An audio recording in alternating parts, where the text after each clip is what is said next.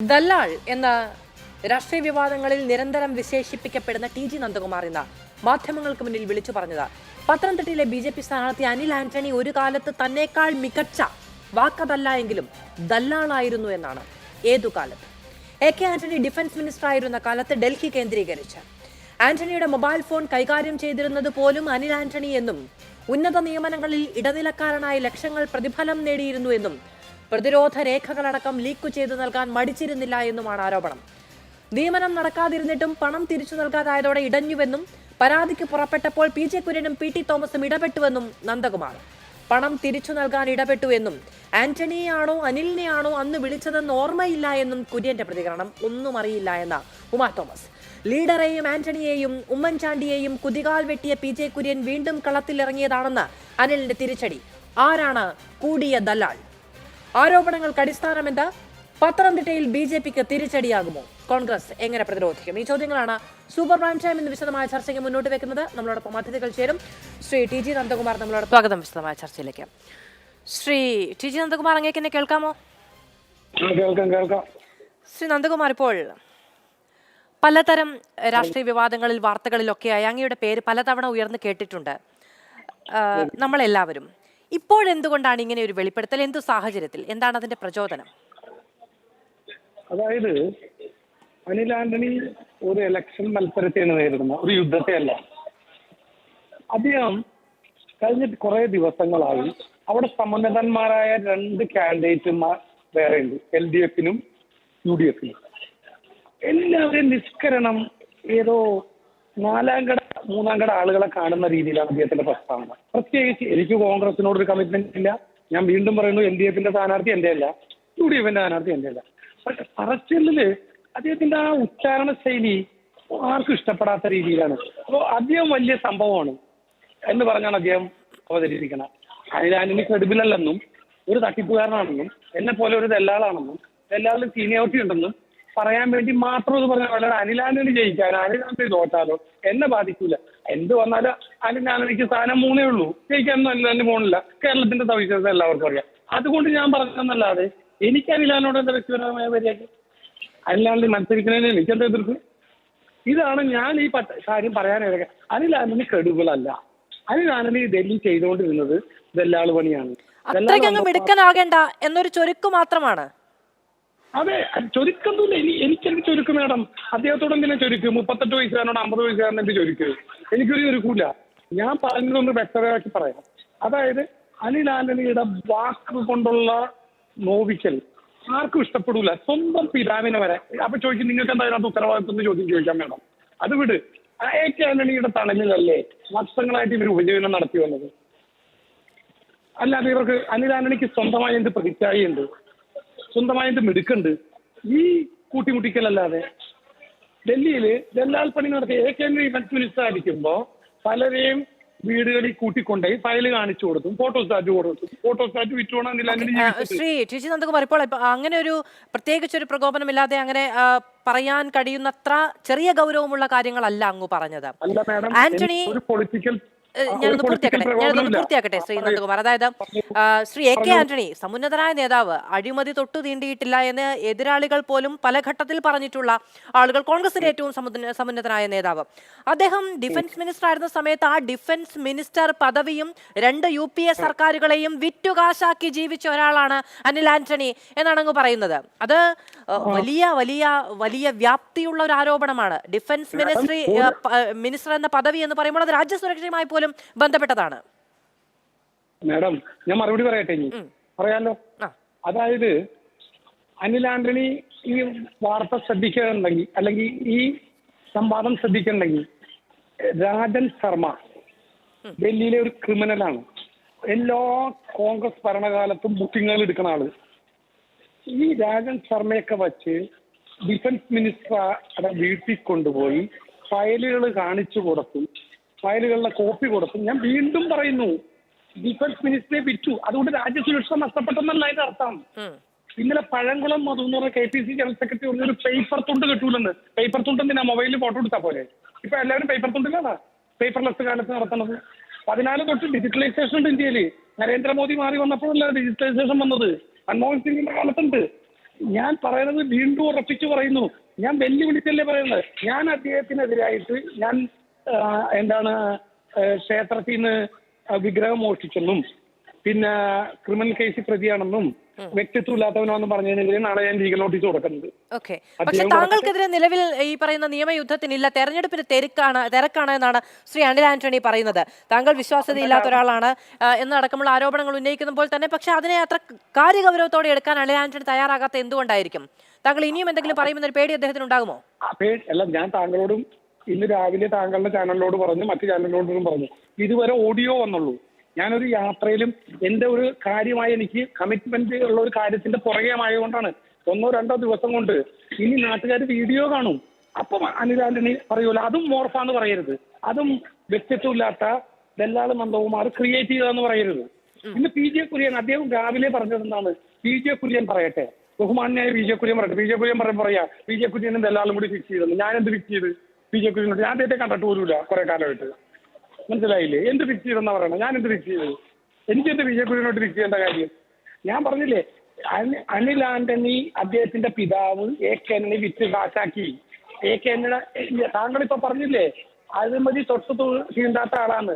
ഈ അഴിമതി തൊട്ട് തീണ്ടാത്ത എന്ന് പറഞ്ഞാൽ പണം വാങ്ങൽ മാത്രമല്ല അഴിമതി, സ്വജനപക്ഷപാതം അഴിമതിയാണ്, മക്കൾക്ക് സേവ ചെയ്തു കൊടുക്കണം അഴിമതിയാണ്. സംശയമില്ലല്ലോ. അല്ലല്ലോ, പണം മേടിക്കണം മാത്രമാണ് ഇന്ത്യയിലെ അഴിമതി. ഇന്നലെ പഴംകുളം മധു പറഞ്ഞത് ഞാൻ അതും കൂടെ ഒന്ന് പറയട്ടെ. ഒരു തുണ്ട് കടലാസ് പോലും ആന്റണിന്ന് കിട്ടൂലെന്ന്. തുണ്ടെന്തിന്? ആർക്ക് വേണം തുണ്ട്? ഈ അനിൽ ആന്റണി ചെയ്തുകൊണ്ടിരുന്ന സേവനം സർവീസ് എന്താന്ന് വെച്ചാൽ ഡിഫൻസ് ഫയലുകൾ കാണിച്ചു കൊടുക്കും. പിന്നെ ഒരു മന്ത്രിയുടെ വീട്ടിൽ എനിക്കറിയാം, ഞാൻ പലതും കാഴ്ചക്കാരനായിട്ടുണ്ട്. ഫയലുകൾ വന്നാൽ ടേബിളിലിരിക്കും ഔദ്യോഗിക റൂമിൽ. മക്കൾ കയറി ചെന്ന ഏതെങ്കിലും സെക്യൂരിറ്റിക്കാർ തടയുമോ? ഏതെങ്കിലും ഉദ്യോഗസ്ഥൻ തടയാൻ കഴിയുമോ? ഇതെല്ലാം നിർബാധം നടന്നുകൊണ്ടിരിക്കുന്നല്ലേ മാഡം ഇന്ത്യ രാജ്യത്ത്.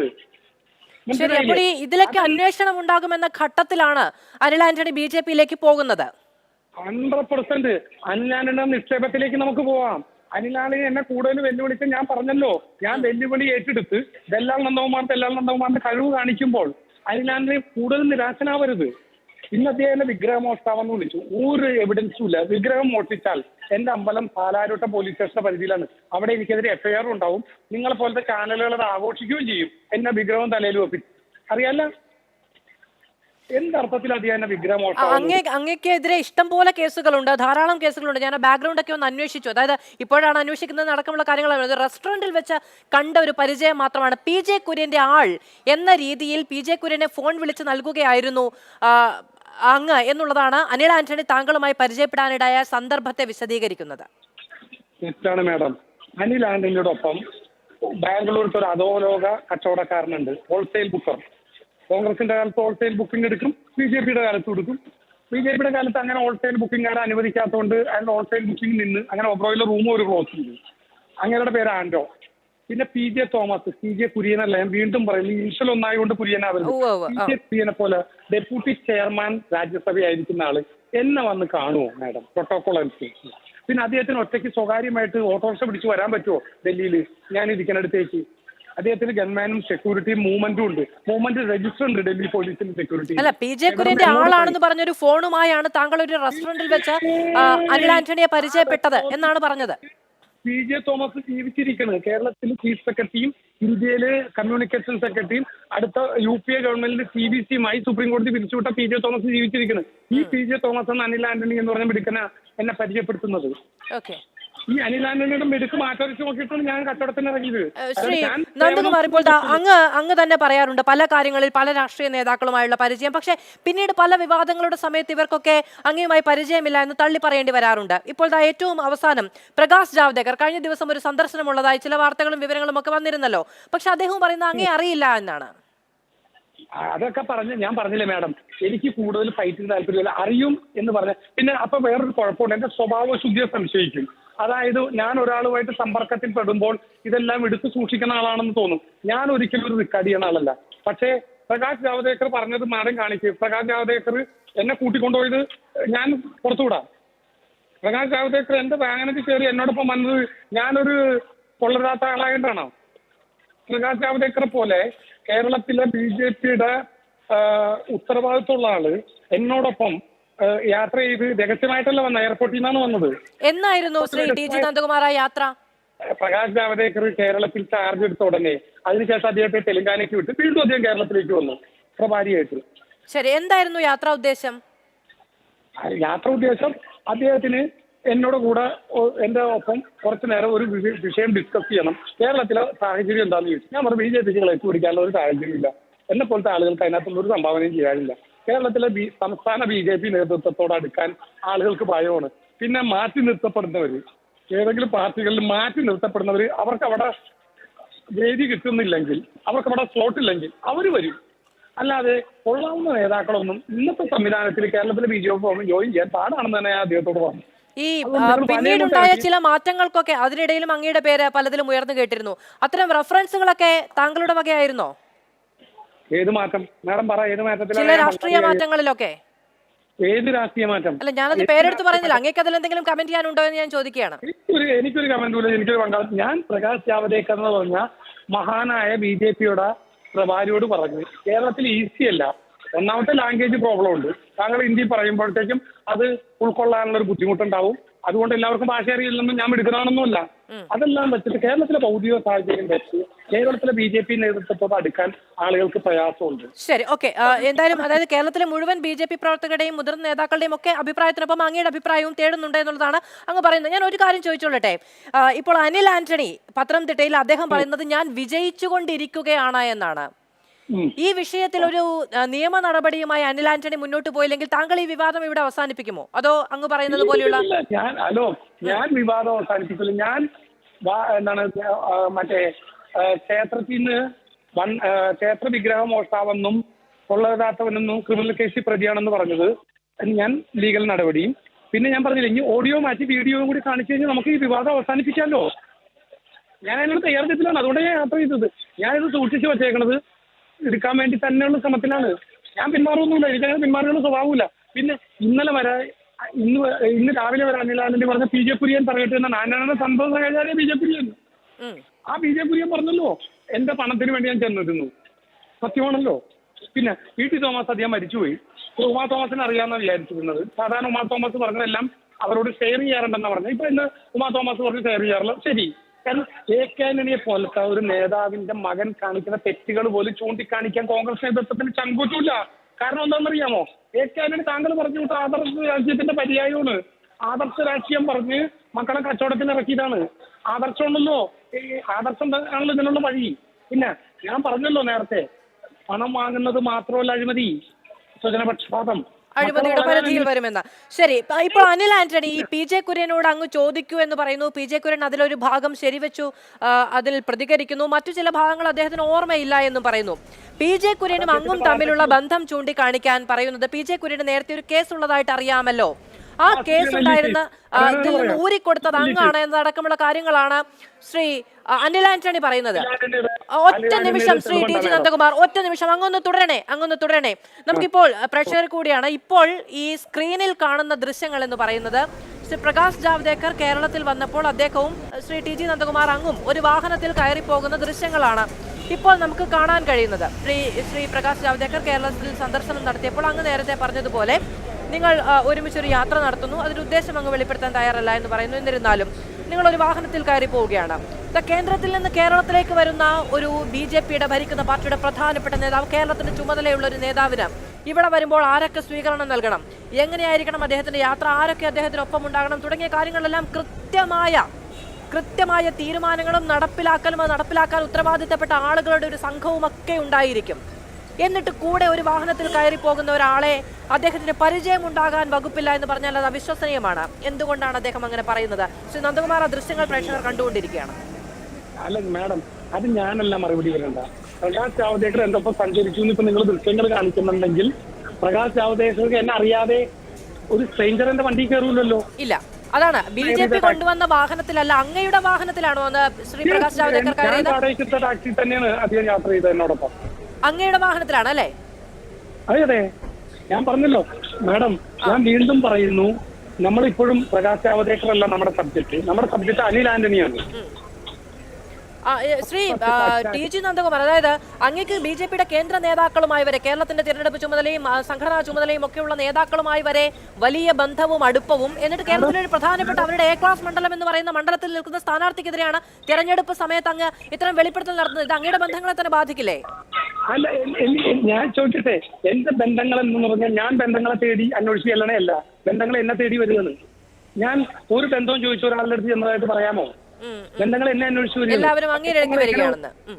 അല്ല, ഞാൻ പറഞ്ഞത് ഞാൻ വലിയ ആളായിട്ട് ഞാൻ വലിയ മേന്മയൊന്നും അവകാശപ്പെട്ടില്ല. ബന്ധങ്ങൾ എന്നെ തേടി വരുന്നത്. ഞാൻ ബന്ധം അന്വേഷിച്ചൊന്നും പോകാറില്ല. കേരളത്തിൽ നിങ്ങൾ അന്വേഷിച്ചു നോക്കും, ഞാൻ ഏതെങ്കിലും ബന്ധം അന്വേഷിച്ച് എവിടെയെങ്കിലും പോയിട്ടുണ്ടാവും? ശരി, ഒരു നിമിഷം ശ്രീ ടി ജി നന്ദകുമാർ, ഒന്ന് എനിക്ക് അങ്ങ് ചൂണ്ടിക്കാണിച്ച കാര്യം എന്താണെന്ന് എനിക്ക് കൃത്യമായി വ്യക്തമായി. ആ വിഷയത്തിൽ അങ്ങ് എന്നോടൊപ്പം ചർച്ചയ്ക്ക് ഇരിക്കുകയും ചെയ്തിരുന്നു. ഒരു സന്ദർശനവുമായി ബന്ധപ്പെട്ട, ശ്രീ പി ജയരാജനുമായി ബന്ധപ്പെട്ട സന്ദർശനം. ഒന്നൊന്നും തുടരണേ, അദ്ദേഹത്തിന്റെ പ്രതികരണം നമുക്ക് ലഭ്യമാണ്, അതിലേക്ക് ഒന്ന് പോയിട്ട് വരാം. ശ്രീ പ്രകാശ് ജാവ്ദേക്കറിന്റെ പ്രതികരണം എന്നത്തെ.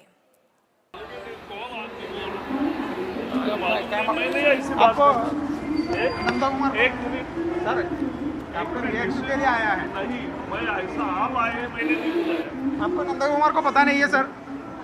सर ये अनिल आंटनी के बारे में बहुत एलिगेशन हो गया है. അങ്ങേക്ക് കേൾക്കാൻ കഴിഞ്ഞിട്ടുണ്ടായിരിക്കുമല്ലേ ശ്രീ നന്ദകുമാർ? അങ്ങേ പരിചയമില്ല എന്നാണ് അദ്ദേഹം ഇപ്പോൾ നടത്തുന്ന പ്രതികരണം. അത് എന്റെ വിഷയമല്ലല്ലോ. എന്നെ പരിചയമുണ്ടോ പരിചയമില്ലെന്നൊന്നും ഞാൻ ഈ വിഷൻസ് ഒന്നും കാണിച്ചിട്ടില്ല. ഞാൻ ഈ വിഷൻസിന്റെ ഒന്നും പുറകെ പോയിട്ടില്ല. നിങ്ങൾ എവിടെ നിന്ന് സംഘടിപ്പിച്ച് കാണിച്ച് പരിചയമുണ്ടോ പരിചയമില്ല എന്നുള്ളതൊന്നും. ഇപ്പൊ നാളെ അനിൽ ആന്റണിയും പറയാൻ പോണ ഇതാണ്, അത് മോർഫ് ചെയ്താന്ന് പറയും ആ വീഡിയോ കാണിക്കുമ്പോ. ശരി, ഒറ്റ കാര്യം ശ്രീ നന്ദകുമാർ, ഒറ്റ കാര്യം കൂടി ചോദിച്ചോളട്ടെ. അതായത് ഈ അങ്ങ് ഇപ്പോൾ നടത്തുന്ന ഒരു പരാമർശം എന്ന് പറയുന്നത് അങ്ങേക്കാൾ വലിയ ദല്ലാൾ, അങ്ങ് തന്നെ ആ പേരിനെ അങ്ങനെ തന്നെ സ്വീകരിക്കാൻ തയ്യാറായിക്കൊണ്ട് പറയാണ്, അങ്ങേക്കാൾ വലിയ ദല്ലാൾ, അങ്ങ് ഉപയോഗിച്ച വലിയ എന്ന വാക്ക് പോലുമല്ല, ഞാനത് ആവർത്തിക്കുന്നില്ല, എന്ന് പറയാൻ കാരണമാകുന്ന തരത്തിൽ എന്ത് ഇടപാടുകളാണ് ശ്രീ അനിൽ ആന്റണി 10-27 വയസ്സുള്ള സമയത്ത് ഡൽഹിയിൽ നടത്തിയത്? മാഡം, പ്രായമല്ലല്ലോ ഇടപാടിന്റെ മാനദണ്ഡം. അതെ അതെ. അതായത് ഇന്ത്യയിലെ ഡിഫൻസ് മിനിസ്റ്ററായ ആദർശ രാഷ്ട്രീയക്കാരനെ AK എന്നാണ് അറിയപ്പെടുന്ന, ഡിഫൻസ് ഫീൽഡിൽ സത്യസന്ധത പുലർത്തുന്ന, എല്ലാം ായിരിക്കണമെന്നുള്ളൊരു മന്ത്രി. ആ മന്ത്രിയെ സ്വാധീനിക്കാൻ കഴിഞ്ഞില്ലെങ്കിൽ മന്ത്രിയുടെ മക്കളെ പിടിക്കും.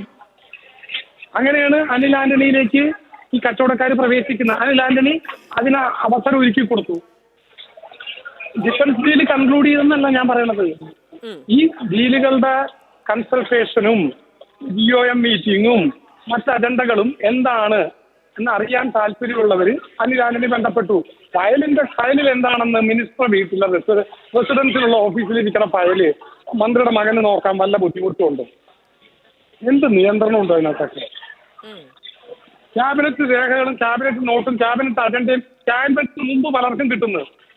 കേരളത്തിൽ അങ്ങനെ സംഭവിച്ചിട്ടുണ്ടല്ലോ. കേൾക്കുന്നുണ്ടോ ഞാൻ പറയുന്നത്? എനിക്ക് കേൾക്കാം, ഞാൻ ശ്രദ്ധിച്ചു കേൾക്കണം. കേരളത്തിൽ ഒരു മന്ത്രിസഭയുടെ കാലത്ത് മന്ത്രി ഒരു പത്രാധിപന് തലേ ദിവസം വരുന്ന ക്യാബിനറ്റ് അജണ്ട എന്താണെന്ന് പറഞ്ഞു കൊടുത്തിരുന്നു. ഇവരെടുക്കുന്ന ഓത്ത് ഭരണഘടനാ പ്രകാരം എടുക്കുന്ന ഓത്ത് ഇവര് രഹസ്യമായി വയലേറ്റ് ചെയ്താൽ എന്ത് ചെയ്യാൻ കഴിയുന്നതാണ്?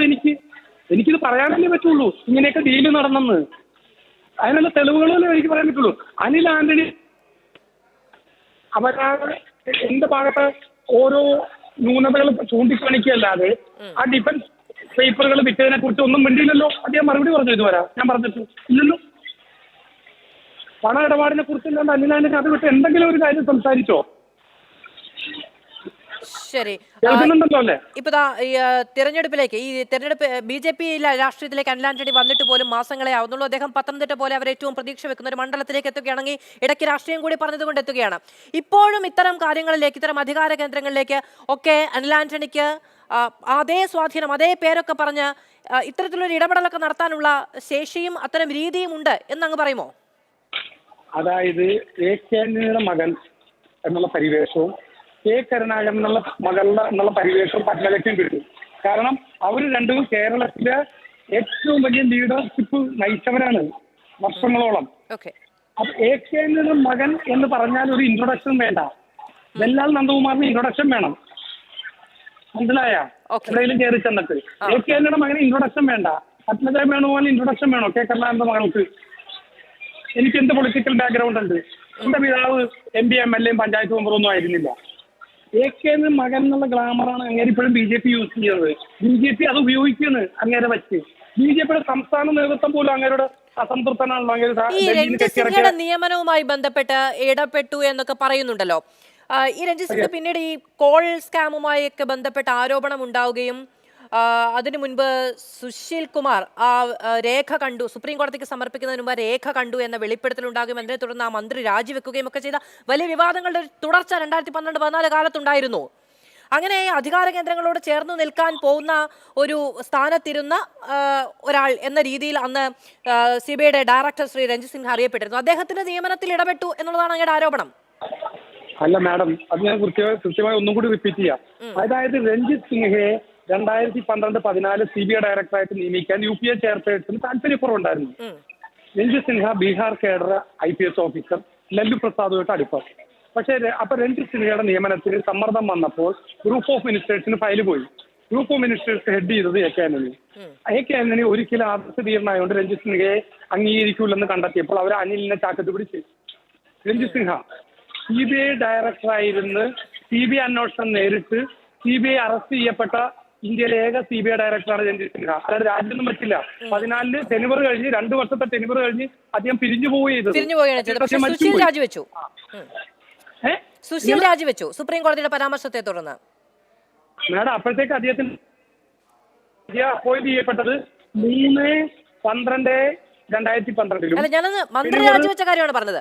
കേന്ദ്രമന്ത്രി രാജിവെച്ച കാര്യമാണ് പറഞ്ഞത്. ആ വിവാദത്തെ മറ്റേ ഇദ്ദേഹം രാജിവെച്ചിട്ടില്ല. കോൾ സ്കാമിൽ ഇദ്ദേഹം CBI അന്വേഷണം നേരിട്ട് CBIയിൽ അറസ്റ്റ് ചെയ്യപ്പെട്ട് അങ്ങനെ CBI അറസ്റ്റ് ചെയ്യപ്പെട്ട ഇന്ത്യയിലെ ഏക ഡയറക്ടറാണ് രഞ്ജിത് സിൻഹ. രഞ്ജിത് സിൻഹയെ വളയ്ക്കാൻ എളുപ്പമായി. കാരണം ജിയോമിന്റെ ക്ലിയറൻസ് കിട്ടി. രഞ്ജിത് സിൻഹ ഇന്ത്യയിലെ CBI ഡയറക്ടറായി. അപ്പോൾ ഈ രഞ്ജിത് സിൻഹയെ 1-2 തവണ ജൻപത് CBI ഡയറക്ടർ റെസിഡൻസിൽ അനിൽ അംബാനി സന്ദർശിച്ചിരുന്നു. ഈ അനിൽ അംബാനിയുടെ സന്ദർശിച്ച അവിടെ വിസിറ്റേഴ്സ് ഡയറിയിൽ രേഖപ്പെടുത്തണം. ആ അനിൽ അംബാനി സന്ദർശിച്ചു പോയതിനു ശേഷമാണ് ഈ അനിൽ ആന്റണി ചെല്ലുന്നത്. അനിൽ ആന്റണി എന്ത് ചെയ്തു? പിന്നെ നിരന്തര സന്ദർശനങ്ങളിൽ അനിൽ അംബാനിയുടെ ഒപ്പ് അങ്ങോട്ട് സ്വീകരിച്ച് പിൻഗാമിയാക്കി. ആരോപണം താങ്കൾ എടുത്തു നോക്ക്, റാഡിയ ടേപ്പ്. അനിൽ അംബാനി ആരോപണം നേരിട്ട് 22 തവണ CBI ഡയറക്ടറെ കണ്ടെന്നത്. ഓക്കെ, ശരി ശരി ശരി, വളരെയധികം നന്ദി ശ്രീ TG നന്ദകുമാർ. ഞാൻ ഒരു ആവശ്യം വരികയാണെങ്കിൽ ഇടയ്ക്ക് ഒന്നുകൂടി വിളിക്കണമേ, ഒന്ന് ശ്രദ്ധിക്കണേ. ശരി, ഞാൻ അങ്ങിലേക്ക് വരാം. നമുക്ക് മറ്റ് അതിഥികളിലേക്ക് കൂടി പോകാം. ശ്രീ ഷാബു പ്രസാദ്, അങ്ങേക്ക് എന്നെ കേൾക്കാമെന്ന് ഞാൻ വിചാരിക്കുന്നു. അതിഥികളിലേക്ക് വരാൻ നേരെ താമസിക്കുകയും ചെയ്തതിനോട് ക്ഷമിക്കുകയും വേണം. ശ്രീ ഷാബു പ്രസാദ്, ആരാണ് വലിയ ദല്ലാൾ എന്നൊരു ചോദ്യം കേരള രാഷ്ട്രീയത്തിലുണ്ടോ നിങ്ങളുടെ പത്തനംതിട്ട സ്ഥാനാർത്ഥിയുമായി ബന്ധപ്പെട്ട്? മാധവ്, ഈ ചർച്ച തുടങ്ങിയിട്ട് അരമണിക്കൂറായി. ഈ അരമണിക്കൂർ കഴിഞ്ഞ് ഇയാളുടെ പത്രസമ്മേളനം പോലെയാണ് ഇത് ചെയ്തുകൊണ്ടിരുന്നത്. അങ്ങനെയാണെങ്കിൽ അത് ചെയ്താൽ പോരെ. എന്തിനാണ് ഈ ബാക്കിയുള്ളവരുടെ സമയം നിങ്ങളിങ്ങനെ കളയുന്നത്? ഇയാളുടെ ഈ വായിൽ കൂടെയുള്ള വിസർജനം കേട്ടോണ്ടിരിക്കുകയാണ് നമ്മൾ അരമണിക്കൂറായിട്ട്. അല്ല, നിങ്ങൾ ക്ഷമ ചോദിക്കുന്നില്ല എന്നുള്ളതല്ല. സമയം നിങ്ങൾ ക്ഷമ ചോദിച്ചാൽ പോയ സമയം തിരിച്ചു വരില്ലല്ലോ. ഷാബു പ്രസാദ്, ഇനി 3 അതിഥികളേ ഉള്ളൂ. അല്ല, നമുക്ക് ഒരു വാർത്താ പ്രാധാന്യമുള്ള ഒരു കാര്യം നമ്മളോട് പറയാൻ ഒരാൾ സന്നദ്ധനാകുന്ന സമയത്ത് നമുക്ക് അതിലേക്ക് പോകേണ്ടി വരും. അത് അപ്രതീക്ഷിതമാണ്. അതുകൊണ്ടാണ് ഞാൻ അങ്ങോട്ട് ക്ഷമ ചോദിക്കുകയും അങ്ങോട്ടല്ല എല്ലാ പാനലിസ്റ്റുകളോടും. അതൊക്കെ സ്വാഭാവികമായി സംഭവിക്കുന്ന ഒരു കാര്യമാണ്. നമ്മൾ ഇനിയുള്ള സമയം കൂടി അതിൽ കളയേണ്ടതില്ല. പറയൂ. അപ്പം ഇപ്പം ഇതിൻ്റെ അകത്തൂടെ ഇപ്പം ഇയാൾ പറഞ്ഞ കുറേ കാര്യങ്ങൾ നമ്മൾ കേട്ടല്ലോ ഇവിടെ ഇരുന്ന്. അദ്ദേഹം അവിടെ അനിൽ ആൻ്റണിയുടെ കുറച്ച് പ്രസംഗങ്ങളും വാക്കുകളും അദ്ദേഹത്തിന് ഇഷ്ടപ്പെടാതിരുന്നപ്പം, അദ്ദേഹത്തിൻ്റെ മൂല്യബോധം ഇങ്ങനെ അണപൊട്ടി ഒഴുകിയപ്പം, എന്നാൽ ശരി ഞാൻ കാണിച്ചു തരാം എന്നും പറഞ്ഞുകൊണ്ട് വന്ന സാധനമാണ്. ഒറ്റ സെൻറ്റൻസിൽ പറഞ്ഞാൽ സംഭവം ഇതാണ് കാര്യം. ഇതിൻ്റെ അകത്ത് ഇതിൻ്റെ അകത്ത് മനസ്സിലാക്കുന്നത് ഈ സമയത്ത് ഇത് വന്നതിൻ്റെ പുറകിൽ ഒന്ന് ഈ CPMൻ്റെ ഒരു കളി എന്താണെന്ന് വെച്ച് കഴിഞ്ഞാൽ, അവരിപ്പം വളരെ വലിയ പ്രതിരോധത്തിലാണ് നിൽക്കുന്നത്. പാനൂർ ബോംബ് സ്ഫോടനം, വയനാട്ടിലെ പൂക്കോട ഇഷ്യൂ, കരുവന്നൂർ, അങ്ങനെ വളരെ ഭീകരമായ പ്രതിസന്ധിയിൽ കൂടെ അവർ കടന്നു പോയിക്കൊണ്ടിരിക്കുമ്പോൾ ചർച്ചാ വിഷയം വഴിതിരിച്ചുവിടാൻ അവർക്ക് ചില ആയുധങ്ങൾ ആവശ്യമുണ്ട്. അതൊന്ന്. പിന്നെ കോൺഗ്രസ്സിനുള്ളിലെ കുതികാൽ വെട്ടും പടലപ്പിണക്കവും ചതികളും ഒക്കെ നമുക്ക് കുറേ കാലമായിട്ട് അറിയുകയും ചെയ്യാം. ഇത് രണ്ടും കൂടി വർക്കൗട്ട് ചെയ്ത് വന്ന ഒരു സാധനമാണിത്. ഇതിൻ്റെ അകത്തോടെ ഇനി മറ്റൊരു കാര്യം കൂടെ നമ്മൾ മനസ്സിലാക്കണം. വളരെ ക്ലിയറാണ്. 2014 വരെ ഈ അധികാരത്തിൻ്റെ ഇടനാഴികളിൽ ഇതുപോലെയുള്ള വൃത്തികെട്ട കീടങ്ങൾ എത്രത്തോളം സ്വാധീനം ചെലുത്തി പുളച്ച് നടന്നിരുന്നു എന്നുള്ളത് കൂടിയാണ് ഇപ്പോൾ പുറത്തു വന്നിരിക്കുന്നത്. ഈ സംഭവം ഇയാളുടെ ഈ വാക്കുകളിൽ കൂടെയും ഇയാളുടെ ചരിത്രം പരിശോധിക്കുമ്പോൾ പുറത്തു വരുന്നത് വളരെ ക്ലിയറായിട്ട് ഇപ്പം അതും പറഞ്ഞു കഴിഞ്ഞു. ഇയാളുടെ വാക്കുകൾക്കോ ഇയാളുടെ പ്രവൃത്തികൾക്കോ യാതൊരു ക്രെഡിബിലിറ്റിയും ഇല്ല. അല്ല, ഞാനങ്ങനെ പറഞ്ഞില്ല. അങ്ങനെ അനിൽ ആന്റണി പറഞ്ഞു എന്ന് ഞാൻ അദ്ദേഹത്തോട് പറയുകയാണ് ചെയ്തത്.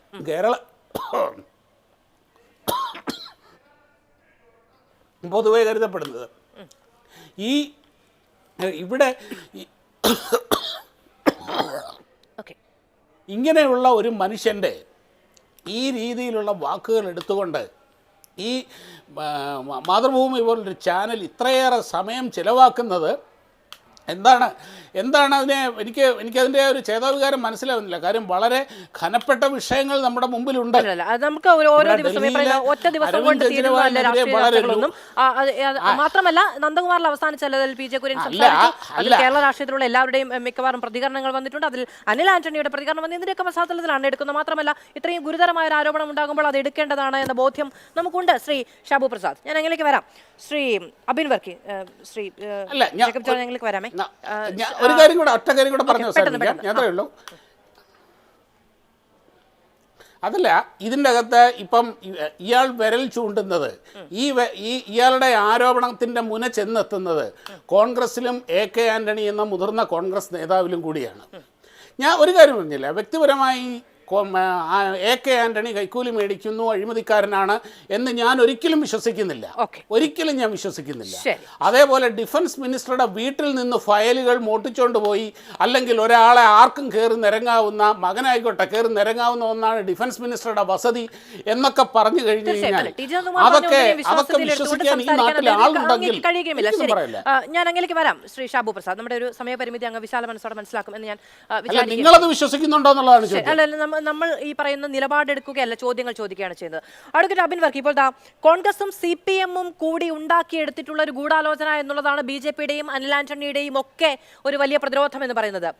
ആന്റണിക്കെതിരെ, AK ആന്റണിക്കെതിരെ സംസാരിക്കുന്നതിന്റെ ടോൺ ഇഷ്ടപ്പെടാതെ നടത്തിയ ഒരു പരാമർശം AK ആന്റണിയുടെ ഇത്രയും കാലത്തെ രാഷ്ട്രീയ വിശ്വാസ്യതയെ തന്നെ ചോദ്യം ചെയ്യുന്ന ഇടങ്ങളിലേക്ക് വിരൽ ചൂണ്ടുന്നുണ്ട് എങ്കിൽ അത് പെട്ടെന്നുണ്ടായ അനിർവചനീയമായ ഒരു സ്നേഹബഹുമാനത്തിൽ നിന്നുണ്ടായതാണ് എന്നങ്ങ് വിചാരിക്കുന്നുണ്ടോ? ശ്രീ അനിൽ K ആന്റണി ഇപ്പോൾ പത്തനംതിട്ട പാർലമെൻറ്റ് മണ്ഡലത്തിൽ മത്സരിക്കാൻ വന്നതിന് ശേഷം അദ്ദേഹം കോൺഗ്രസിനെതിരെ തുടരുന്ന ചില ആക്രമണങ്ങളുണ്ട്. എന്തൊക്കെയാണ്? അപ്പോൾ അദ്ദേഹം ആദ്യം പറഞ്ഞത് കോൺഗ്രസ് ഓഫീസ് പൂട്ടി പാകിസ്ഥാനിലേക്ക് പോകണം എന്നൊക്കെയാണ് അദ്ദേഹം പറഞ്ഞത്. ആര് ഉദ്ഘാടനം ചെയ്ത ഓഫീസാണ്? അനിൽ K ആന്റണി കയറിയിട്ടുണ്ടോ എന്ന് എനിക്കറിയില്ല. കാരണം KPCC ഓഫീസിൻ്റെ മുന്നിൽ വെച്ചിരിക്കുന്ന ശിലാഫലകത്തിൽ AK ആന്റണി എന്ന് എഴുതിയിരിക്കുന്നത്. ആ KPCC ഓഫീസിട്ട് കയറുമ്പോൾ ആദ്യം വലതുവശത്ത് കാണുന്ന മുറി വർക്കിംഗ് കമ്മിറ്റി അംഗമായ ശ്രീ AK ആന്റണിയുടെ മുറിയാണ്. അതായത് AK ആന്റണിയെ ആ ഓഫീസിൽ നിന്ന് പറഞ്ഞ് പുറത്തു വിട്ട് ആ ഓഫീസ് പൂട്ടി AK ആന്റണി ഉൾപ്പെടെയുള്ള ആളുകൾ പാകിസ്ഥാനിൽ പോകണമെന്നാണ് അനിൽ ആന്റണി അവിടെ ഉദ്ദേശിച്ചത്. അത് മാത്രമല്ല, അദ്ദേഹം ഇന്നലെ പറഞ്ഞത് ശ്രീ AK ആന്റണി വളരെ കൃത്യമായി ഈ സംസ്ഥാനത്തോട് വിളിച്ചു പറഞ്ഞു. എന്താണ്? എൻ്റെ മകനാണെങ്കിലും രക്തബന്ധമുണ്ടെങ്കിലും ആരാണെങ്കിലും പത്തനംതിട്ടയിൽ കോൺഗ്രസ് ജയിക്കും, പത്തനംതിട്ടയിൽ ആന്റണി ജയിക്കും. RSS എന്ന് പറയുന്ന അല്ലെങ്കിൽ BJP എന്ന് പറയുന്ന വർഗീയ കക്ഷി ഈ രാജ്യത്ത് തോൽക്കണം, രാഹുൽ ഗാന്ധിയുടെ ഇന്ത്യൻ നാഷണൽ കോൺഗ്രസിൻ്റെ നേതൃത്വത്തിലുള്ള സർക്കാർ വരണം. ഇത്രയും വളരെ കൃത്യമായി ക്ലാരിറ്റിയോടുകൂടി ഈ സമൂഹത്തോട്, പൊതുസമൂഹത്തോട് വിളിച്ചു പറഞ്ഞ ആളാണ് ശ്രീ AK ആന്റണി. അതിനെ മറുപടിയായി അനിൽ ആന്റണി പറഞ്ഞത് കാലഹരണപ്പെട്ടുപോയ നേതാവും കാലഹരണപ്പെട്ടുപോയ പ്രസ്ഥാനവുമാണ് എന്നൊക്കെയാണ്. അപ്പോൾ ഇതുപോലുള്ള ജൽപ്പനങ്ങൾ അനാവശ്യമായി ഈ കാലമത്രയും ശ്രീ മാധു ഒറ്റ സെക്കൻഡ്, അതായത് ഈ കാലമത്രയും ശ്രീ അനിൽ K ആന്റണി ജീവിച്ചു വന്നത് നിങ്ങളൊന്ന് ആലോചിക്കണം. അനിൽ ആന്റണി രാവിലെ കുളിച്ച് ഉണ്ടുറങ്ങി മന്ദിരങ്ങളിൽ നിന്ന് കോളേജിൽ പോകുന്ന സമയത്ത് ആന്റണി വയലാർ ഉമ്മൻചാണ്ടി എന്ന് മുദ്രാവാക്യം വിളിച്ച് ഒട്ടേറെ KSU പ്രവർത്തകർ തല്ലുകൊണ്ടതിൻ്റെയും ജയിലിൽ പോയതിൻ്റെയും സമരം ചെയ്തതിൻ്റെയും ഫലമായിട്ടാണ് അനിൽ ആന്റണി ആ സുഖലോലുപമായ ജീവിതം ജീവിച്ചതെന്ന് അനിൽ ആന്റണി ഓർക്കണം. അതുമാത്രമല്ല, ജന്തർ മന്ദിർ റോഡിലെ 2ാം ഭവനത്തിൽ കേന്ദ്രമന്ത്രിയുടെ പ്രത്യേക സുരക്ഷയിൽ അവിടുത്തെ കുക്ക് പാകം ചെയ്തു തന്ന ഭക്ഷണം കഴിച്ചുകൊണ്ട് അവിടെ വിശ്രമ ജീവിതം സുഖലോലുപമായ 5.5 അടി ഉറങ്ങുമ്പോൾ അത് ആയിരക്കണക്കിന് കോൺഗ്രസ് പ്രവർത്തകരുടെ ചോരയിലും നീരിലും വാർത്തെടുത്തതാണ് എന്നും അനിൽ ആന്റണി ഓർക്കണം. അപ്പോൾ ഇപ്പോൾ പറയുന്നതൊക്കെ തിന്നിട്ട് എല്ലിൽ കയറുന്നതാണ് എന്നുള്ളത് കോൺഗ്രസ്സുകാർക്ക് വളരെ കൃത്യമായിട്ട് അറിയാം. അതുകൊണ്ട് തന്നെ ഞങ്ങൾ AK ആന്റണി എന്ന് പറയുന്ന ആ മഹാമനുഷ്യനോട്, ഞങ്ങളുടെ നേതാവിനോടുള്ള ആ ബഹുമാനം പുലർത്തിക്കൊണ്ടാണ് പലപ്പോഴും അനിൽ ആന്റണിയോട് ഒരല്പം ഞങ്ങൾ ഈ കടന്നാക്രമിക്കാത്തതെന്ന് ഈ പൊതുസമൂഹം മനസ്സിലാക്കണം. പക്ഷേ ആ കടന്നാക്രമണത്തിൻ്റെ റിലാക്സേഷൻ എന്നും ഉണ്ടാകുമെന്ന് ആരും കരുതുകയും വേണ്ട. കാരണം അദ്ദേഹം കഴിഞ്ഞ ദിവസം പറഞ്ഞത് 2019 രാഹുൽ ഗാന്ധിയെ പ്രധാനമന്ത്രിയാക്കണമെന്ന് എ കെ ആൻ്റണി പറഞ്ഞു, എന്നിട്ട് രാജ്യം തിരസ്കരിച്ചു, അതുകൊണ്ട് കാലഹരണപ്പെട്ട നേതാവാണ് എ കെ ആൻ്റണി എന്നൊക്കെയാണ് പറഞ്ഞത്. ഈ 2019 ഇത് പ്രചരണം നടത്തുവാൻ വേണ്ടി ഈ കോൺഗ്രസ് പാർട്ടി ഏൽപ്പിച്ചത് ഈ അനിൽ ആൻ്റണിയെ പോലുള്ള മരപ്പാഴുകളെയാണ്. അപ്പോൾ അതുകൊണ്ട് തന്നെയാണ് അന്ന് ഞങ്ങൾ പരാജയപ്പെട്ടതെന്നുള്ള ശക്തമായ ബോധ്യവും ഞങ്ങൾക്കുണ്ട്. അതുകൊണ്ട് ഈ അനിൽ ആൻ്റണി ഇനിയും കൂടുതൽ കാര്യങ്ങളൊക്കെ കോൺഗ്രസിനെ ആക്രമിച്ച് കേരളത്തിൽ മറുപടി പറയേണ്ടി. ശരി, ശ്രീ ജേക്കബ് ജോർജ്, അങ്ങനോട് ക്ഷമിക്കല്ലോ, ഞാൻ ഏറെ വൈകി തരാൻ. ശ്രീ ജേക്കബ് ജോർജ്, അങ്ങ് രാഷ്ട്രീയം ഏറെ കണ്ടിട്ടുണ്ട്. ശ്രീ ടി ജി നന്ദകുമാറുമായി ബന്ധപ്പെട്ട് എത്ര വിവാദങ്ങൾ അങ്ങ് ഈ കാലയളവിനുള്ളിൽ കേട്ടിട്ടുണ്ടാകും. അനിൽ ആന്റണിക്കെതിരെ അദ്ദേഹം ഇങ്ങനൊരു വിമർശനം ഉന്നയിക്കുന്നു, ആരോപണം ഉന്നയിക്കുന്നു. അതിൽ എ കെ ആന്റണി എന്ന് പറയുന്ന കേരളത്തിലെ എക്കാലത്തെയും തലയെടുപ്പുള്ളൊരു നേതാവിനെതിരെയുള്ള ചൂണ്ടുവിരലുകൾ ഉണ്ടാകുന്നത്. എങ്ങനെയാണ് ഈ വിവാദത്തെ കാണുന്നത്? എനിക്ക് എൻ്റെ പരമായ സംശയം മധു, ടി ജി നന്ദകുമാർ സ്വയം വിശേഷിപ്പിക്കുന്നത് ഞാൻ ദല്ലാൾ നന്ദകുമാർ എന്നാണ്. നമ്മൾ പോലും വിളിക്കാൻ ഇത്തിരി മടിക്കും. ദല്ലാളെന്നൊക്കെ ഒരാളെ വിളിക്കുക എന്നൊക്കെ പറഞ്ഞാൽ ഇത്തിരി മോശം കഴകെട്ട ഒരു പ്രയോഗമാണ്. പക്ഷെ അദ്ദേഹം പറയുന്നത് ഞാൻ ദല്ലാൾ നന്ദകുമാറാണ്, എന്നേക്കാൾ വലിയ ആളാണ് അങ്ങപ്പുറത്ത് സ്ഥാനാർത്ഥി അനിൽ ആൻ്റണി എന്ന് പറയുമ്പോൾ അതിനകത്ത് കുത്തും വളരെ ഷാർപ്പായിട്ട് തന്നെയാണ് സംസാരിക്കുന്നത്. അതിനകത്ത് രാഷ്ട്രീയമുണ്ട്, പഴയ ചരിത്രമുണ്ട്, ആ തീയതികളൊക്കെ എന്ത് കൃത്യമായിട്ടാണ് പറയുന്നത്. ഞാൻ അദ്ദേഹത്തെ പൊഴുത്തുകയൊന്നുമല്ല, എനിക്ക് അദ്ദേഹവുമായിട്ട് അങ്ങനത്തെ ബന്ധവുമില്ല. ഞാൻ 1-2 തവണ കണ്ടിട്ടുണ്ട്. അദ്ദേഹം പറഞ്ഞതിൻ്റെ അകത്ത് ഒത്തിരിയും പ്രശ്നങ്ങളുണ്ടെന്ന് തന്നെയാണ് എൻ്റെ വിശ്വാസം. അനിൽ ആൻ്റണി രാഷ്ട്രീയക്കാരനായിട്ട് കഴിഞ്ഞല്ലോ, അദ്ദേഹത്തിൻ്റെ പിന്നിൽ രാജ്യം ഭരിക്കുന്ന ഷാബു പ്രസാദൊക്കെ, ബഹുമാനപ്പെട്ട നമ്മളോടൊപ്പം ഇരിക്കുന്ന ഷാബു പ്രസാദൊക്കെ പിന്തുണ കൊടുക്കുന്ന ഒരു വലിയ പാർട്ടിയും പ്രസ്ഥാനവും സംവിധാനങ്ങളും ഭരണവും ഒക്കെയുണ്ട്. പക്ഷേ ഇപ്പോൾ അനിൽ ആൻ്റണി പ്രതിക്കൂട്ടിലാണ്. എൻ്റെ ഒരു നിരീക്ഷണം മാത്രമേ ഉള്ളൂ. എന്തുകൊണ്ടാണ് അങ്ങനെ ഒരു വിചാരം? ഞാൻ കാണുന്നത് ടി ജി നന്ദകുമാർ മുന്നോട്ട് വെച്ചിരിക്കുന്ന കാര്യങ്ങളിൽ അതിൻ്റേതായ രാഷ്ട്രീയമുണ്ട്, അതിൻ്റേതായ അഴിമതി കഥകളുണ്ട് എന്നുള്ള കാര്യം പോട്ടെ. പക്ഷേ ഞാനത് വിശ്വസിക്കുന്നില്ല. മധു വിശ്വസിക്കുന്നുണ്ടോ ഇല്ലയോ എന്നുള്ളത് എനിക്ക് പ്രശ്നമല്ല, ചോദ്യമല്ല. പക്ഷെ ഞാനത് വിശ്വസിക്കുന്നില്ല. ഞാൻ സാധാരണ നമ്മളെപ്പോലെയൊക്കെയുള്ള മാധ്യമ പ്രവർത്തകരുടെ കൂട്ട് ഞാൻ അല്പം സംശയത്തോടു കൂടി നോക്കി കാര്യങ്ങൾ പഠിച്ചിട്ടേ ഇതിനെ ഞാൻ എൻഡോസ് ചെയ്യുള്ളൂ. ഞാൻ എൻ്റേതായിട്ട് എഴുതണമെങ്കിൽ അത് കൃത്യമായിട്ട് ഞാൻ പഠിച്ച് മനസ്സിലാക്കിയ ശേഷം എഴുതുകയുള്ളൂ. പക്ഷേ ഈ പ്രഥമ ദൃഷ്ടിയ FIR എന്നൊക്കെ പറഞ്ഞറിയാമല്ലോ, ഫസ്റ്റ് ഇൻഫർമേഷൻ റിപ്പോർട്ട്, അതിൽ അനിൽ ആൻ്റണിയെ പ്രഥമ ദൃഷ്ടിയ ഒരു സ്ഥാനാർത്ഥി എന്ന നിലയിൽ പ്രതിക്കൂട്ടിലാക്കുന്ന വിവരങ്ങളാണ്. അത് ചൂടേറിയ, അതുകൊണ്ടല്ലേ മാധു ഈ 7:30 മണിക്ക് ഈ സന്ധ്യാസമയത്ത് ഈ പ്രധാനപ്പെട്ട ഈ ദിവസത്തെ പ്രധാന മണിക്കൂറിൽ മാധു ഈ വിഷയം എടുത്തിരിക്കുന്നത് എന്താ? ടി ജി നന്ദകുമാറിനെ വിളിച്ച് ഫോണിൽ സംസാരിക്കുന്നത് എന്താ? നന്ദകുമാർ പറഞ്ഞതിൻ്റെ അകത്ത് സത്യവും വസ്തുതയും ഉണ്ടെന്നൊരു തോന്നലുണ്ടായിട്ടില്ലേ? ആ പ്രഥമ ദൃഷ്ടിയ അതിൽ എന്തൊക്കെയോ പ്രശ്നങ്ങളുണ്ട്. കാരണം പി ജെ കുര്യൻ്റെ കാര്യം പറയാം. പി ജെ കുര്യൻ ഇന്നത് പറഞ്ഞു. പി ജെ കുര്യൻ്റെ കൂടെ അദ്ദേഹത്തെ കണ്ടു എന്നാണ് പറയുന്നത്. പി ജെ കുര്യൻ എനിക്കറിയാം, ഫോൺ വിളിച്ച് പറഞ്ഞു. മാധു എൻ്റെ പ്രൊഫസറാണ്, കോഴഞ്ചേരി സെൻറ് തോമസ് കോളേജിൽ എന്നെ ഫിസിക്സ് പഠിപ്പിച്ച സാറാണ് പി ജെ കുര്യൻ സാറ്. എനിക്ക് അദ്ദേഹമായിട്ട് നല്ല അടുപ്പമുണ്ട്. 84-ൽ അദ്ദേഹം ആദ്യമായിട്ട് ലോക്സഭയിലേക്ക് മത്സരിക്കുമ്പോൾ മാവേലിക്കര പാർലമെൻറ്റിൽ ഞാൻ മധുരമി സബ്ഡിറ്ററാ. ഞാൻ പോയിട്ടുണ്ട് അവിടെ അദ്ദേഹത്തിന് വോട്ട് ചെയ്യാൻ.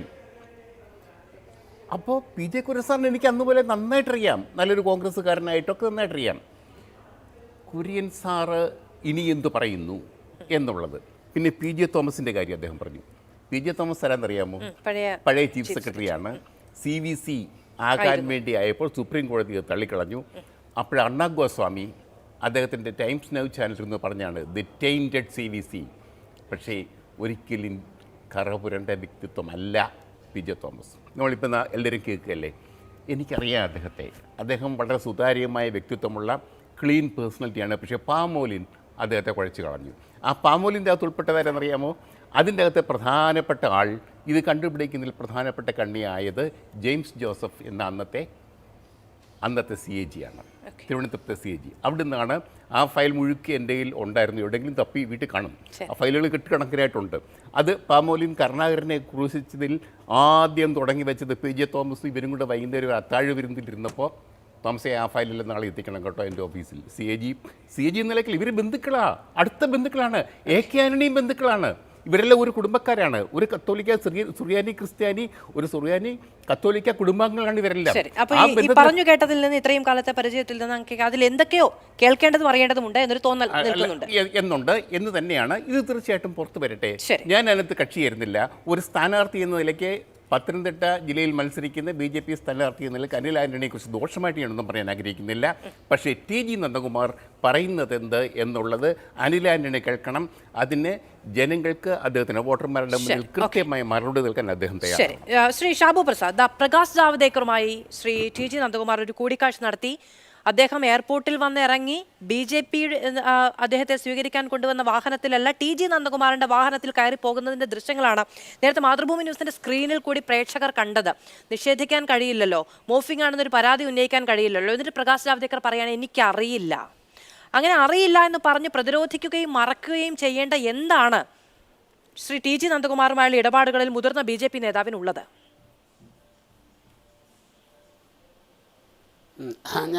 അതിലേക്ക് വരാം. അതിനു മുമ്പ് ശ്രീ ജേക്കബ് ജോർജ് 1984 തെരഞ്ഞെടുപ്പിൽ PJ കുര്യന് മാവേലിക്കരയിൽ പോയി വോട്ട് ചെയ്തു എന്നാണല്ലോ അദ്ദേഹം പറഞ്ഞത്.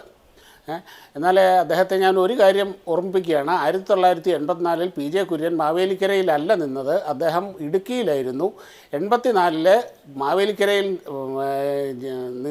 മാവേലിക്കരയിൽ നിന്ന് ജയിച്ചത് തമ്പാൻ തോമസുമാണ്. അദ്ദേഹത്തിൻ്റെ എതിർ സ്ഥാനാർത്ഥിയായിരുന്നത് ഉപേന്ദ്രനാഥക്കുറുപ്പുമായിരുന്നു കേട്ടോ. അത് ഇങ്ങനെ തള്ളി വിടുമ്പം ഈ വസ്തുതാപരമായിട്ടുള്ള ഒരു കാര്യം കൂടി ഒന്ന് ഓർമ്മിപ്പിച്ചു എന്നുള്ളത്. അദ്ദേഹത്തിന്റെ അധ്യാപകനായിരുന്നു, ദീർഘകാലം അദ്ദേഹത്തെ പഠിപ്പിച്ചിട്ടുണ്ട്. അദ്ദേഹം രാഷ്ട്രീയമായി ശരി, അത് വിടും, അതല്ലല്ലോ നമ്മുടെ ചർച്ചാ വിഷയം. ശരി ശരി ശരി, എന്റെ വോട്ട് അവിടെ അല്ല. ഇങ്ങനെ ആധികാരികമായിട്ട് പറയുമ്പം ഞാൻ ആയിക്കോട്ടെ അങ്ങ് പോയി PJ കുര്യൻ വോട്ട് ചെയ്യാൻ പോയിരുന്നു എന്നും കൂടി ഇവിടെ പറഞ്ഞു. അതുകൊണ്ട് പറഞ്ഞേ, ഇത്ര ആധികാരികമായിട്ട് വെച്ചലക്കുമ്പോ നമ്മളത് ചൂണ്ടിക്കാണിക്കണമല്ലോ. ഓർമ്മയുള്ളവർക്ക് അത് ചൂണ്ടിക്കാണിക്കണമല്ലോ. ആയിക്കോട്ടെ ശരി. ഇനിയും പ്രകാശ് ജാവ്ദേക്കറെ പോലെയുള്ള അല്ലെങ്കിൽ ഇങ്ങനെയുള്ള BJP നേതാക്കന്മാരെല്ലാം പറഞ്ഞാലുണ്ടല്ലോ, അതായത് അവരാരും ഈ കാറ്റഗറി സെക്യൂരിറ്റിയിലോ ഒന്നും വരുന്നില്ല. വളരെ സിമ്പിളായിട്ടുള്ള ആൾക്കാരാണ് അവരൊക്കെ, വളരെ സിമ്പിളായിട്ടുള്ളവരാണ് അവർ. നമ്മൾ വിമാനത്തിൽ യാത്ര ചെയ്യുന്ന സമയത്ത് അവർ നമ്മുടെ ഒപ്പമുണ്ടാകും, പരിചയപ്പെടും, സംസാരിക്കും, ആരുമായിട്ട് സംസാരിക്കും. അദ്ദേഹം കയറിപ്പോയത് ഒരു ടാക്സി കാറിലാണ്. അത് കണ്ടാൽ നമുക്കറിയുകയും ചെയ്യാം. അതിൻ്റെ മഞ്ഞ ബോർഡാണ് അതിൻ്റെ അകത്തുള്ളത്. ടാക്സി കാറാണ്. അതിൻ്റെ സാഹചര്യം എന്താണ് എന്നാൽ ഇദ്ദേഹത്തിൻ്റെ ഒപ്പം യാത്ര ചെയ്യാൻ പോയ ഒരു സാഹചര്യം എന്താണ് എന്നുള്ളത് ഇനിയിപ്പോൾ നാളെ അടുത്ത ദിവസങ്ങളിൽ കാണാൻ പുറത്തു വരുന്നു എന്നുള്ളതല്ലാതെ കൂടെ യാത്ര ചെയ്യുന്ന ആയിരക്കണക്കിന് ആൾക്കാരുണ്ടാവും. ഒരുപാട് ആൾക്കാർ കൊണ്ടുവന്നത് ശ്രീ TG നന്ദകുമാറാണ് എന്നുള്ളതാണ് ഇവിടുത്തെ ഒരു കാര്യം. പോകട്ടെ, TG നന്ദകുമാർ കൊണ്ടുവന്ന വാഹനമോ ഇനി കൈ കാണിച്ചു വിളിച്ചോ ടാക്സിക്കാരോ എന്തോ ആകട്ടെ, ഒരുമിച്ച് യാത്ര നടത്തി എന്നുള്ളത് ശരിയാണല്ലോ. ദൃശ്യങ്ങൾ നമ്മുടെ മുന്നിൽ വന്നല്ലോ. പിന്നെ Z+ കാറ്റഗറി ഒന്നും ഇല്ല എങ്കിലും കേരളത്തിലെ BJPയുടെ രാഷ്ട്രീയ ആശയങ്ങളും രാഷ്ട്രീയ ചുവടുവെപ്പുകളും ഒക്കെ ഡിസൈൻ ചെയ്യുന്ന ഒരു പ്രധാനപ്പെട്ട നേതാവാണ് ശ്രീ പ്രകാശ് ജാവ്ദേക്കർ എന്ന കാര്യത്തിൽ അങ്ങേക്ക് തർക്കമൊന്നുമില്ലല്ലോ. അദ്ദേഹത്തിന് ഇവിടെ വരുമ്പോൾ ശ്രീ TG നന്ദകുമാറുമായി ചേർന്ന് ഒരു യാത്ര നടത്തി പിന്നീട് തള്ളി പറയേണ്ടി വരുന്ന സാഹചര്യം ഉണ്ടാകുകയും ചെയ്യുന്നത് എന്താണ് എന്നാണ് ഞാൻ അങ്ങോട്ട് ചോദിച്ചത്. മാധു, ഇതൊക്കെയാണ് ഇവരുടെ CPMന്റെ ഭാഷയിൽ പറഞ്ഞാൽ ജാഗ്രത കുറവെന്നോ അല്ലെങ്കിൽ ശ്രദ്ധിക്കുക. കാര്യം ഇതൊന്നും വലിയ കാര്യമായിട്ട് ശ്രദ്ധിച്ചിട്ടില്ലെങ്കിൽ ഇതേപോലെയുള്ള ആരോപണങ്ങൾ നാളെ നേരിടേണ്ടി വരും എന്നുള്ള കാര്യം ഒന്ന് ഓർക്കുന്നത് നല്ലതാണ്.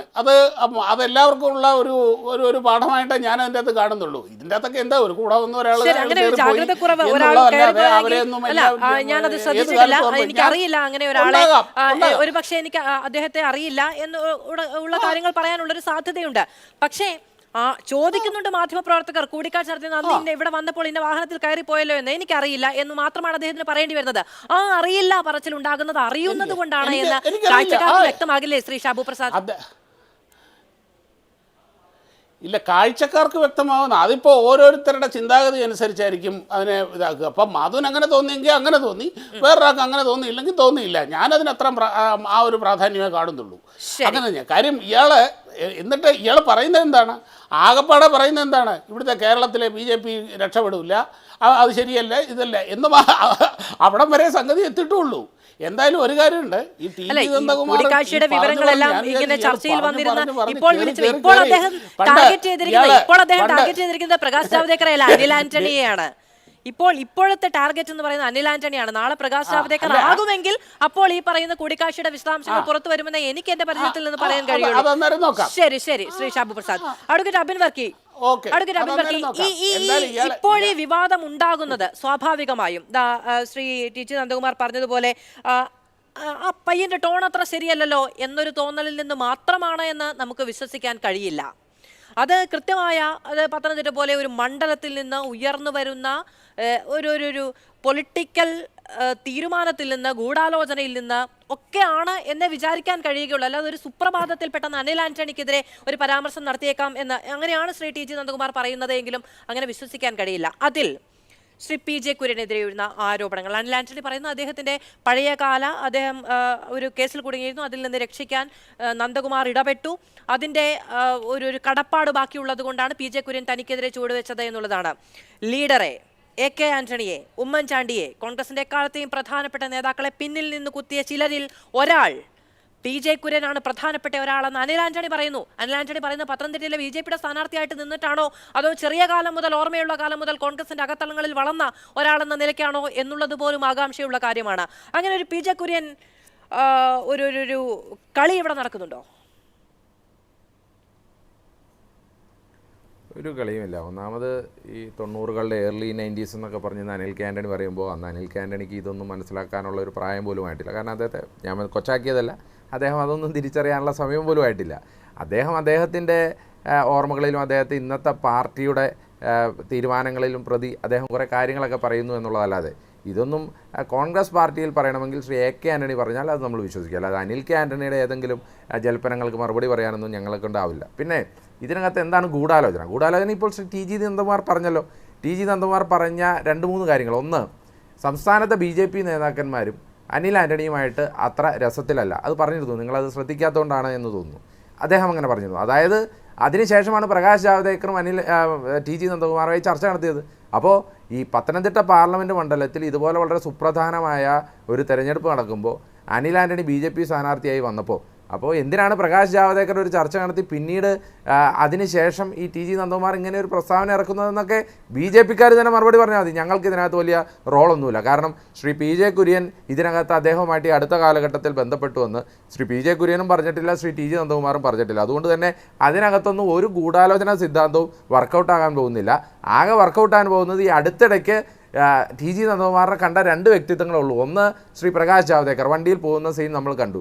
2 സഖാവ് EP ജയരാജൻ. ഇവർ രണ്ടുപേരുമാണ് വളരെ ഫ്രീക്വൻ്റായി ഇവരെ കണ്ടുകൊണ്ടിരിക്കുന്നത്. അപ്പോൾ ഇവരിൽ ആരാണ് ഈ ഗൂഢാലോചന നടത്തിയതെന്ന് അവർ വ്യക്തമാക്കിയാൽ മതി. ഇതിൽ ഞങ്ങൾക്ക് റോളൊന്നുമില്ല എന്നുള്ളതാണ് ഇവിടെ വളരെ വ്യക്തമാക്കേണ്ടത്. പിന്നെ പത്തനംതിട്ട പോലുള്ള ഒരു പാർലമെന്റ് മണ്ഡലത്തിൽ ഇപ്പോൾ BJP പറയുന്നത് എന്തോ അനിൽ ആൻ്റണി ജയിക്കാൻ പോകും. പത്തനംതിട്ടയിലൂടെ യാത്ര ചെയ്ത ശ്രീ മാധു അടക്കമുള്ള ആളുകൾക്ക് പണം തിരികെ കൊടുക്കാൻ ഞാൻ വിളിച്ചു പറഞ്ഞു എന്നതാണ്. അതും കോൺഗ്രസിന്റെ പഴയകാല ചരിത്രത്തിലേക്കാണ് വിരൽ ചൂണ്ടുന്നത്. അതായത് ഈ പറയുന്ന കൗൺസിൽ നിയമനത്തിന് പണം വാങ്ങി എന്നുള്ളതാണ് ആരോപണം. അങ്ങനെ പണം വാങ്ങിയിട്ട് നിയമനം നടക്കാതെ വന്നപ്പോൾ തിരിച്ചു കൊടുക്കാനുള്ളതാണ്. അപ്പൊ ആന്റണിയുടെ മകൻ ഇത്തരത്തിൽ പണം വാങ്ങിയിട്ടുണ്ടെങ്കിൽ നിയമനം നടന്നില്ലല്ലോ, തിരിച്ചു കൊടുക്കണമെന്ന് കോൺഗ്രസിന്റെ നേതാക്കൾ വിളിച്ചു പറയുകയാണോ വേണ്ടത് അക്കാലത്ത്? അതോ ഈ അങ്ങയുടെ മകന്റെ പോക്ക് ശരിയല്ല, ഇതിൽ പ്രശ്നമുണ്ട്, അത് പരിഹരിക്കണമെന്ന് ആവശ്യപ്പെടുകയാണോ വേണ്ടത്? അല്ല, അങ്ങനെയല്ലല്ലോ. ശ്രീ പി ജെ കുര്യൻ്റെ ഇന്നത്തെ പത്രപ്രസ്താവന എന്തിനു വേണ്ടിയിട്ട് പണം മേടിച്ചു എന്ന് എനിക്ക് അറിയില്ല എന്നുള്ളതാണ് ശ്രീ പി ജെ കുര്യൻ പറഞ്ഞത്. അത് നിങ്ങളങ്ങനെ വളച്ചൊടിക്കരുത് ദയവായി. കാരണം എന്താ, അദ്ദേഹം പറഞ്ഞു എനിക്ക് എന്തിനാണ് പണം കൊടുത്തതെന്ന് അറിയില്ല. ഇവർ തമ്മിൽ എന്തോ ഒരു സാമ്പത്തിക ഇടപാടുണ്ടെന്ന് T G Nandakumar P J കുര്യനോട് പറഞ്ഞു. അങ്ങനെ ഒരു സാമ്പത്തിക ഇടപാട് ഉണ്ട് എന്നുണ്ടെങ്കിൽ അത് പരിഹരിക്കാൻ ഞാൻ AK ആൻ്റണിയോടാണോ അതോ അനിൽ ആൻ്റണിയോടാണോ പറഞ്ഞതെന്ന് എനിക്ക് ഓർമ്മയില്ല എന്നാണ് അദ്ദേഹം പറഞ്ഞത്. അതങ്ങനെ തന്നെയാണ്, വളരെ കൃത്യമായിട്ടാണ് പറഞ്ഞത്. അതിനകത്ത് നിയമനം നടത്തിയെന്നോ അല്ലെങ്കിൽ കൗൺസിൽ ഉണ്ടാക്കിയെന്നോ. മാത്രമല്ല ഇന്ന് മാധ്യമങ്ങളെ കണ്ടതിന് വിശദീകരണം നൽകുന്ന സമയത്ത് ടി ജി നന്ദകുമാറിന്റെ ആരോപണം അന്തരീക്ഷത്തിലുണ്ട്. എന്ത് കാര്യത്തിനാണ് ഈ പണം നൽകിയെന്ന് അടക്കമുള്ള കാര്യങ്ങൾ അവിടെ നിൽക്കുന്നുണ്ട്. ഇതൊന്നും അറിയാതെ വന്ന് പി ജെ കുര്യൻ പ്രതികരിച്ചു എന്ന് പറഞ്ഞാൽ ഇത്തിരി ബുദ്ധിമുട്ടാണ്. ശരി, ഇടവേള. ശ്രീ ജേക്കബ് ജോർജ്, ആന്റണിയുടെ അക്കാലത്തെ 9868 തുടങ്ങുന്ന നമ്പർ പോലും അനിൽ ആന്റണിയാണ് കൈകാര്യം ചെയ്തത് എന്നുള്ളതാണ് ടി.ജി. നന്ദകുമാർ പറയുന്നത്. അദ്ദേഹം വളരെ സ്പോണ്ടേനിയസ് ആയിട്ടാണ് ഇതൊക്കെ പറയുന്നത് എന്നുള്ളത് ശ്രദ്ധേയവുമാണ്.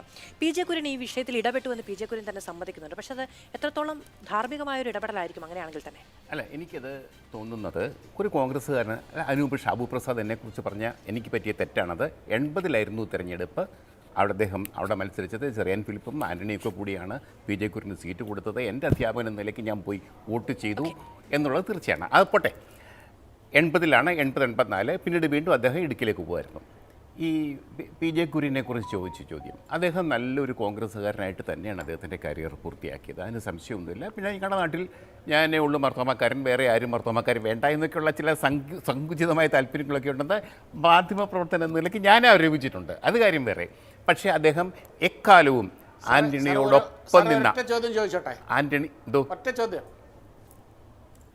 ചോദ്യം ചോദിച്ചോട്ടെ, താങ്കൾ വഴങ്ങുമെങ്കിൽ. അയ്യോ വേണ്ട, എനിക്ക് ആ കൂടി 1 മിനിറ്റേ ഉള്ളൂ.